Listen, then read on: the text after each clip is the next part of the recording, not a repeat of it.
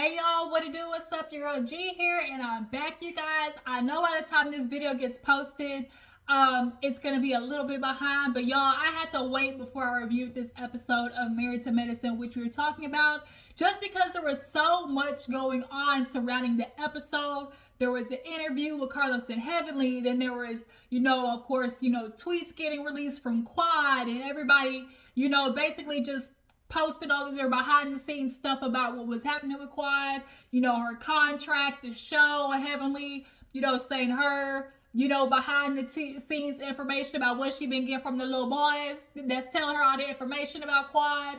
And just overall, I just wanted to wait and see all of that stuff before I came and talked to y'all guys about it, because I had my opinion of the episode, but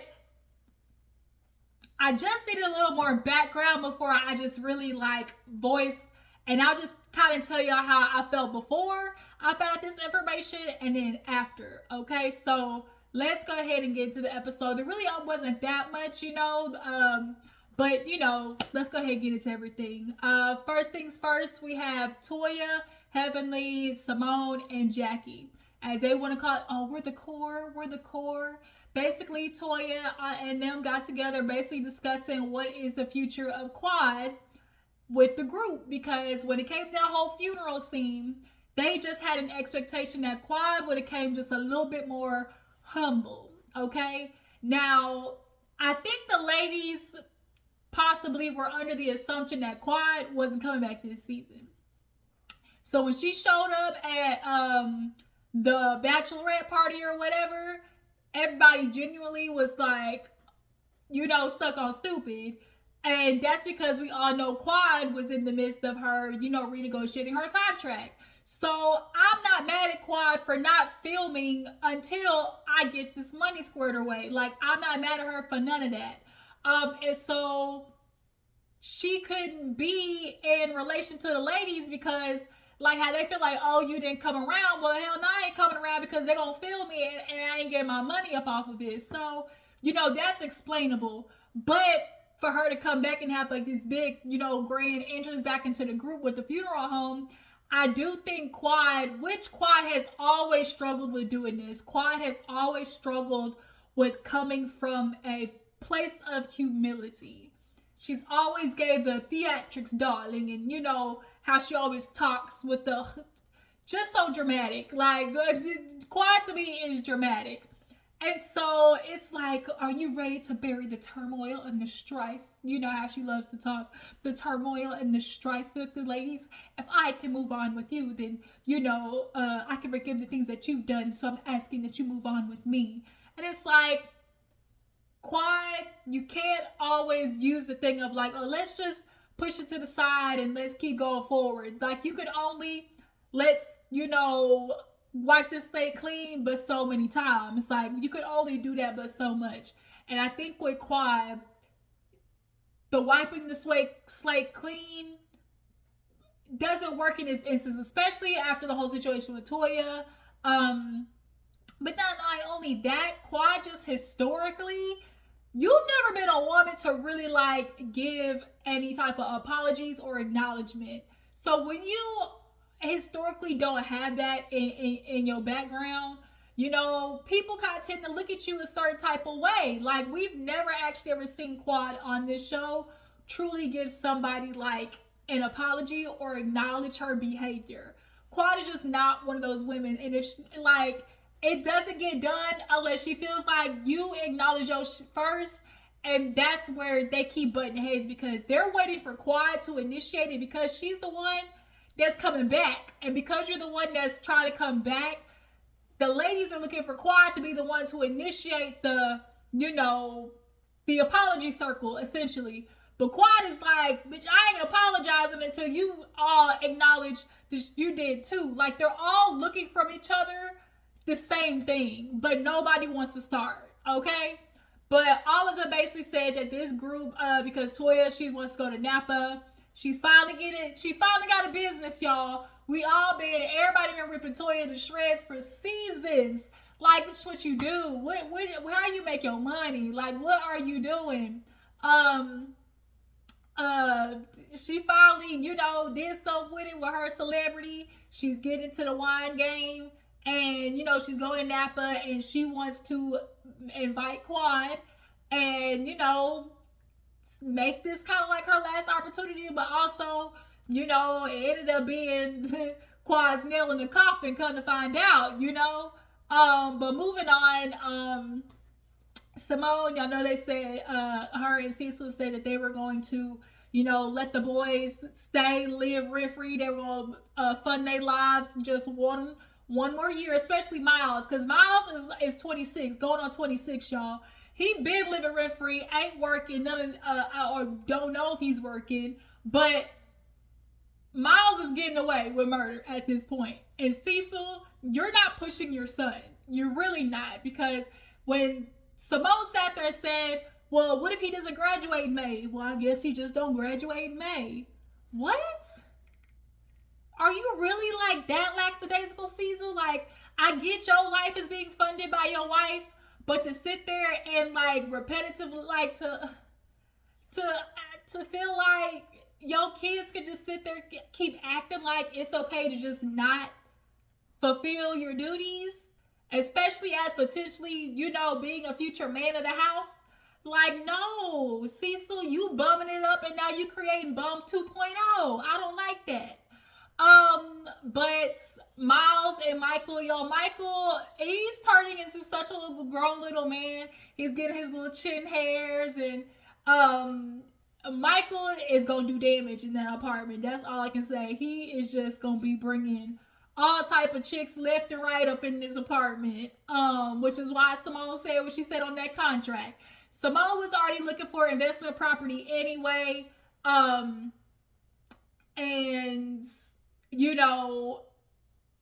she can kill two birds with one stone, essentially. So they go through, they love it. Of course, the boys love it. And Simone's like, you can have it. Just got to sign on the dotted line. If a girl stay here for 1 or 2 days consecutively, that's owe me rent. Okay, that heifer got to pay. Don't be up in here living nasty. The kitchen dirty, bathroom dirty. Miles, you got 1 year, and then Michael, you got 2. If you don't stick to these guidelines, your ass getting kicked out on the street. And they sitting there, like, and Miles like, I just moved back in with you. She's like, no. And I don't like the fact that, like, Miles is just, he's clearly not wanting to grow up. And then Cecil, you're not trying to help push him out the nest. So Simone was doing everything to push Miles out the nest. And Cecil is still trying to be there, with the safety net, and then trying to use generational wealth as a scapegoat. There's a difference between trying to build generational wealth and allowing your kids to slum it up. Okay, Cecil? Because building generational wealth, of course, means not trying to start off in debt, which is why Simone is allowing them to go rent-free so they can work and save money and, put that aside to potentially, like, buy a house in the future. Like, she's paying for their cars, she's paying for their rent. Like, they're on the right foot, but you're starting to take advantage of it, Cecil. And I also don't like how Cecil is so comfortable in allowing Miles in particular to kind of be real passive aggressive with Simone in a way of almost like testing her gangster. And I don't like that. Like, I really don't. And Cecil, and like, it almost seems like he intentionally does not want to be on Simone's side. And I think it's out of resentment of the fact that he knows she's handling all the shit at the house. Simone makes the bucks. Simone is handling everything financially. And I think Cecil resents her for that. So the way he takes out his resentment on her is by helping these little niggas drain her pockets. Point blank period. I feel like he's like, he resents her for having the financial, means and being, obviously more stable than him. So it's like, she got the money, well, let's find a way for the boys to spend it. And you're cool with her constantly working because I guess that keeps her out of your hair or whatever. But at the end of the day, like, the way Cecil acts in regards to the boys not backing Simone and making them feel too comfortable and being bums in particular miles. I don't like it. Point blank, period. So Toya, she's getting ready with Eugene. Basically talks about Quad potentially coming. Eugene don't like it. He like, look, we already know the history that they got with Toya. Of everybody in the group, Toya is the only one that can really say, like, Quad, I really got an issue with you, and we know for without a shadow of doubt, like, there's true, genuine beef there, okay? But as far as the other, or could actually truly say, like, Quad did something to me. But the other ladies in particular, that's where we kind of have muddy waters, you guys. Eugene don't like it, but Toya's gonna take it. She's just gonna be like, this is the trip for to see how this is gonna go. So all the ladies, of course, they're traveling. They get there. They all on the bus. Sweet Tea, of course, is invited. Alicia, Jackie's coming later on with Phaedra. Toya's like, well, Heavenly, you invited your person. She was like, I ain't invite nobody. And she's like, oh, I thought you said Heavenly was like, nope. But we later kind of find out that Phaedra didn't want to bring Quad either. But as they're sitting on the bus, Sweet Tea goes, oh, like, I've never been here before. And they were like, oh, really? Like, glad. Basically, we're glad to. It was giving real. Let us show you the world, young chitterling. Come with us. Let us, train you up as you should go, because we already know Heavenly views Sweet Tea as, she said, little girl. Quit playing, little girl. She want to call her little girl. And like, especially if you're not as established and clearly, like, obviously not as, mature as the other ladies. I don't want to say old, but you know what I'm saying. Not as old, but not as mature as the other ladies. They, of course, view Sweet Tea is just like, we're showing you, young buck, how this goes type situation. But Heavenly and Sweet Tea end up getting into it because how did it start? Did Heavenly say something to Sweet Tea first? Or was it Sweet Tea that said something? Something about Greg came up. And dang, how did it come up? Something about Greg, or nonetheless. And of course, the conversation came up of Sweet Tea feeling some type of way about Heavenly, Heavenly not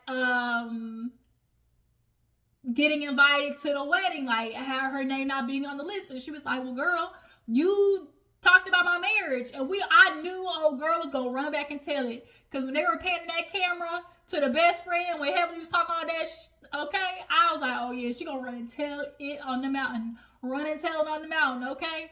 And so Heavenly feels like she wasn't talking shit, like she basically was just giving her opinion.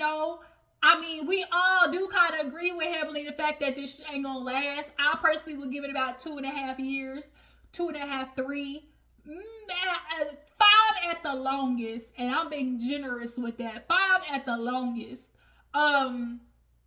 But obviously, when you hear somebody talking mess about your potential marriage, Sweet Tea's like, girl, why you even want to come?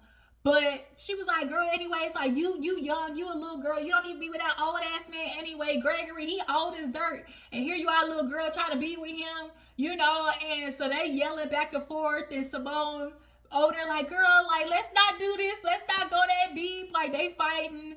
It's very clear that Heavenly does not respect Sweet Tea. When Heavenly starts calling the ladies little girl, that's how you know Heavenly don't respect you, when she could start calling you little girl. And they basically was like, Heavenly, Sweet Tea, stop arguing, yada yada. Some Toya got Heavenly to admit that, okay, saying something like that is wrong, like, or is kind of messed up to do. And so Toya was like, Heavenly, just acknowledge, because Sweet Tea was like, girl, like, you offended me, like, you hurt my feelings, basically, like, for real. And so Heavenly was like, okay, if you said I did something wrong, I did something wrong, so I apologize, and Sweet Tea was like, just be there for me, that's it, I ain't gonna confide in you no more, but just be there. And Simone, no more or no more? And she said, no more, okay? And no more it is. Heavenly ass is no more. So they all get there. Of course, y'all know Toya's like, when I do it up, I do it luxuriously. And that's what we do say about Toya. Bitch got, expensive taste. And she gonna make sure, as she said, live the glamorous lifestyle. So they have like these little villa, like room hotels basically. So they all get there, they get their room key.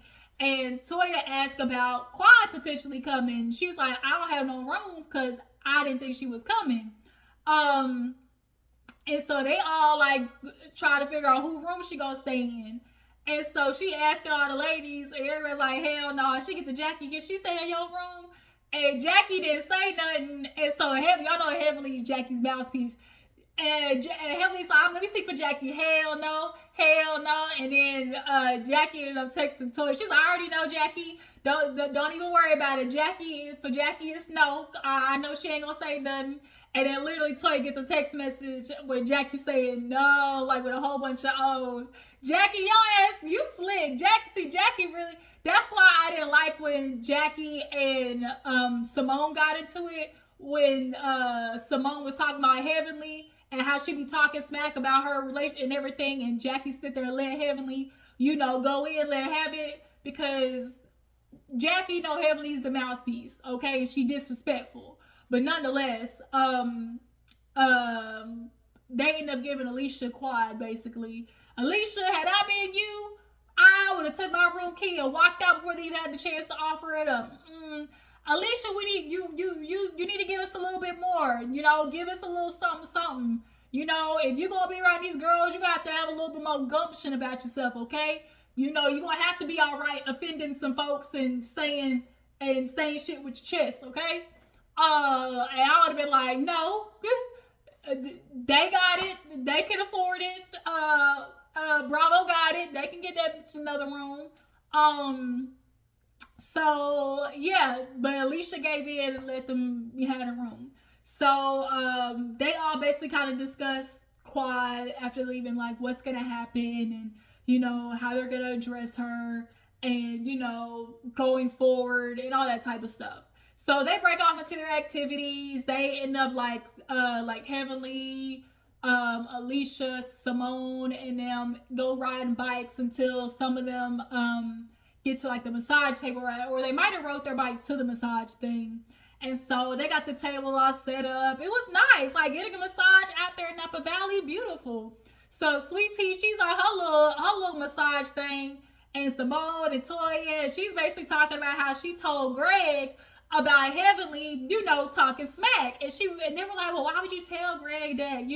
She's like, well, I would tell him because Heavenly is his dentist. And they were like, what? She was like, yeah, like, why would I want him going to somebody who do his teeth, who's talking smack? Like, no. She's like, cause she's his dentist. And Toy was like, I would never go to Heavenly, to be my dentist or whatever.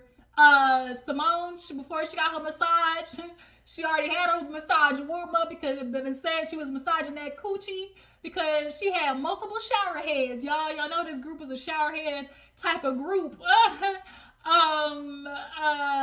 So yeah, not only did Simone get that body massage, she also massaged that clitoris with that shower head, okay? Toya was like, damn, I got the room. I should have known of all places, should have checked for my shower heads.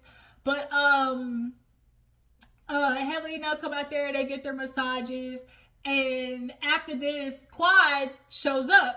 And so they're back at the room, and it's Toya and Simone. And Quad, she shows up, and ready to meet the girls, and she thinks she's all good until she gets in the room with Toya.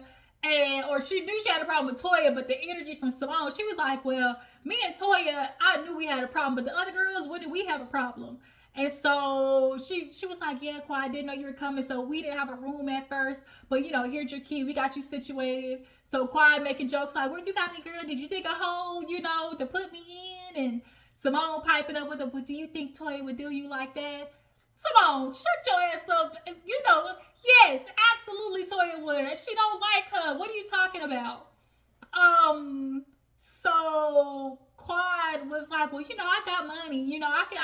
I don't have to be around, I don't want nobody uncomfortable, child. I got money, I can give me a place, and Toya's like, no, we got it. And so she was like, yeah, you can leave or whatever. She's like, we got dinner to get ready for. And she was like, well, where's my room at? She was like, well, there's signs outside that'll point you in the right direction. And so it definitely was passive aggressive. But when she walks out, Simone walks out with her and then comes back in the room with Toya. And Toya's like, see, there go that fake shit, And she was like, behind the scenes, you were talking about quiet, but now, you ain't trying to say nothing. And she was like, girl, she's like, I can be cordial with her. Like, and that's like, people think it's being fake just because you don't like somebody means every time you're around them, like, you can't be cordial. Just because you're cordial to somebody that you don't like, doesn't mean you're being fake, okay? It's being an adult. Like, every time we see each other, it ain't got to be an all-out brawl. But Jackie and Phaedra finally make it in, and Toya caught Phaedra, Pete Game. She was like, girl, what you supposed to come in with quiet? She was like, oh, well, I had to drop my child off. He had to play. So, and then, and then also I my flight I thought was another time.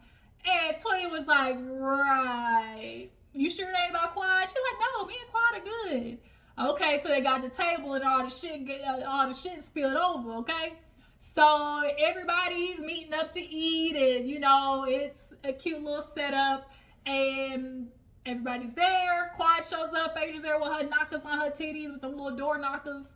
And Quiet gets down and immediately starts with, Toya, no matter what we're going through, I just want to say I am proud of you, and it is nice to see this. I'll do anything. We might not be good, but of course, I'm always going to support you. And Toya was just like, thank you. And then it got quiet, and it was like awkward.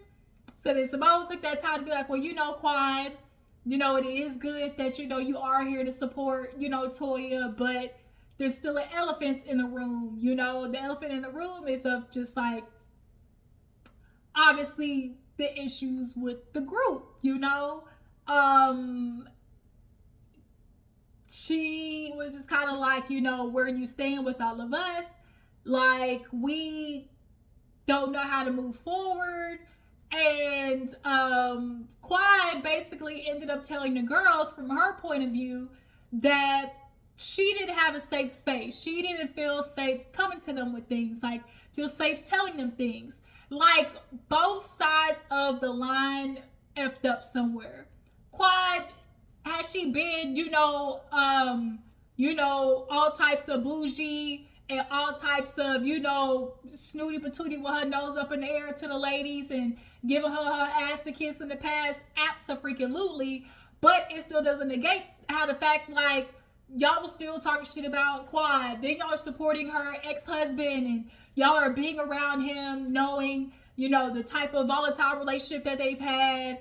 And Quad is just one of those human beings who clearly doesn't communicate her upset. She literally just retreats. So Quad, instead of actually talking to the ladies, will just dip on their ass. And so they're feeling like, well, girl, you can't come back after disappearing for a whole month, then try to be like, hey, let's film together. Because then it's going to start feeling like you using me and you not really, like, it feels phony, But Quad, even though Simone tried to say, Quad, you're not the victim, it wasn't her being the victim. She actually, in this moment, I felt being very genuine. But the ladies had already set up in their mind that this was Quad's death sentence, and they weren't gonna let up. And no matter what Quad said, I think it was already, lights out for Quad. And so Heavenly spoke up, and she was like, Quad, you my sister and everything, but I'm feeling, kind of used, because Phaedra said she wasn't bring your ass. Like, Phaedra said that she wasn't gonna do it. And so I ain't heard from you since the last time we met, but then the minute Phaedra tell me she ain't bring you, now all of a sudden you call me, well, hey girl, what's the tea? And it's like, I don't like that, because we hadn't talked. And so Quad's like, well, that's not true. She's like, well, that's what Phaedra said. She's like, right, what Phaedra said. And so she was like, well, Quad, like, you didn't admit that the things that you said, like, you talk about Phaedra, she lying, she fake, Greg did date her until she started asking for too much money. You know, she was putting it all out there. And she copped to it, was like, well, these are the things that Greg did tell me. Drop down the comments, y'all. Y'all believe what Greg said about him and Phaedra dating until she wanted too much money, too much hands up, cash out, gross sister style? I believe every minute of it. You know, I do. Phaedra was like, sweetie, did he tell you that? She was like, no, he just said that, you know, y'all went out on a couple of dates. Girl, he ain't finna tell you the truth. I absolutely do believe that because Phaedra is an opportunist. And see, here's the thing too. In the moment where Heavenly is now trying to blast Quad and, you know, talk about how, you know, she was talking shit about Phaedra. And, you know, Phaedra, you know, basically was like, and then Heavenly put both them bitches on blast. She put Quad on blast. She put Phaedra on blast. Because she's like, Phaedra said she wasn't bringing you, you know, around the group anymore. And so Quad felt like, bitch, how you gonna try to bring me around my group? Like, girl, I brought you to the table. What you talking about? Quad was like, Miss Phaedra, Miss Parks, you need to park it. Because just remember that I brought you here. And see, here's the thing. Both Quad and Phaedra were using each other. They both were seeing the big picture in this. Like, this was Phaedra's, you know, entrance into the group. But also Quad needed somebody to film with and also interact with. And, you know, that she needed some type of connection, right? And so they were using each other. But the problem is, Phaedra ain't shit a different type of way than Quad. Like, Phaedra uses women as stepping stones, but unfortunately Quad in the past has done that too. She's friends with women according to her access, i.e. sister circle. Them ladies became her sisters, as she said, you know, because that's where she was at the moment. But then when sister circle was kaput and she got knocked over her high horse a little bit, now she coming back and then like, these ladies, y'all my girls again type situation. Like, she's friends according to where her access is at the moment. And so, of course, Phaedra and Quad, oh yeah, we friends, we kiki ha, we both got doctor husbands or whatever, but, or doctor, you know, boyfriends or whatever. But the minute Phaedra saw, you know, warning sign, like, you know, flashing red lights above Quad, like she was the plague, Phaedra was ready to drop her ass because she still wanted to be able to film with the ladies. Like, she still wanted to be on the show regardless of if Quad got the boot or not. So she really quick wanted to try to show like distance from Quad so the other ladies had packaged them together. Phaedra ain't shit, but we all do that. We obviously, especially with the Candy situation. So here's where things get a little, you know, more interesting, you guys, because all those interviews and everything, Heavenly was spilling it. Basically, Phaedra, you know, with everything that, you know, people expected for her to bring to the show, you know, talking about her life, talking about the Candy situation. Heavenly was like, she tried to bring that up, and Phaedra went back and told the people on her, and told basically production and everybody, like, we not talking about that and all of that stuff. Then when it came to Quad, it's like, okay, she negotiated her contract, and these motherfucking producers are running back and telling the ladies what Quad is saying in her negotiation meeting. That's up. Like, regardless of how you feel about Quad, what I'm saying in my contract meeting should not be making it back to the ladies. But hearing a lot of stuff that Heavenly said, it really only confirmed that the ladies kind of low-key did productions or Married to Medicine's dirty work. And shout out to Rodney, the voice, y'all go check out his channel. He kind of did a breakdown of everything with the interviews and stuff, like a lot more thoroughly, because I don't want to go too far with this review, so it's not too long. But nonetheless, it's definitely looking like, because Quad allegedly had, you know, cussed out a few producers, and y'all can't be doing that, ladies. You can't be cussing out the people that put you on, like, that you gotta work with, you know.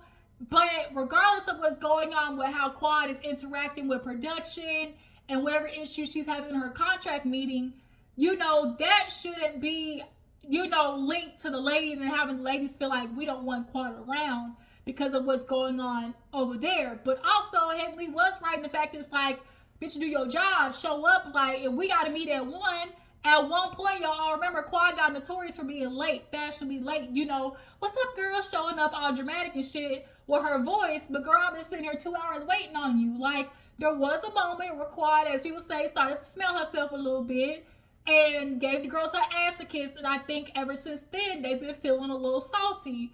But it still doesn't negate that on their side as well. Like, Quad has some gripes about y'all that is very much valid. Like she said, y'all weren't really there for her when that whole divorce happened. Y'all weren't there for her when, you know, like when she went through all those losses behind the scenes.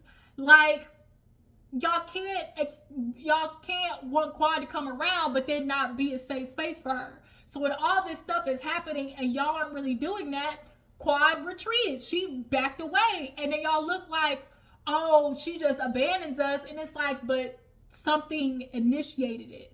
So it's like there's fault on both sides. But the problem is each side is looking at the other to start first, to start the apology tour. And basically it's just going to be like a running circle because nobody wants to admit fault first.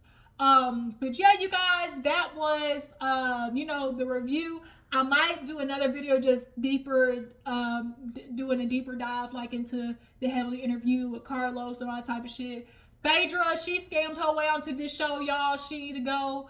Overall, Married to Medicine is kind of looking like it's time to do a big recast. Yeah. Phaedra, girl, damn, she is scamming. But Phaedra can scam her way onto a TV show. Let me tell you.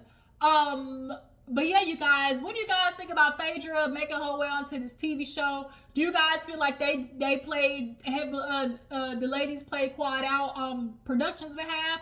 Or do you guys feel like the ladies have a fair point and, you know, their issues with Quad? How do you guys feel about Quad in general on the show? Should she stay, or should this be Quad's last season? I personally feel like this is the end of the road for Quad. It just shouldn't have went down this way, point blank, period. But yeah, you guys, I appreciate y'all for tuning in. Follow me on Instagram and Twitter, and I will catch you guys next time. Bye.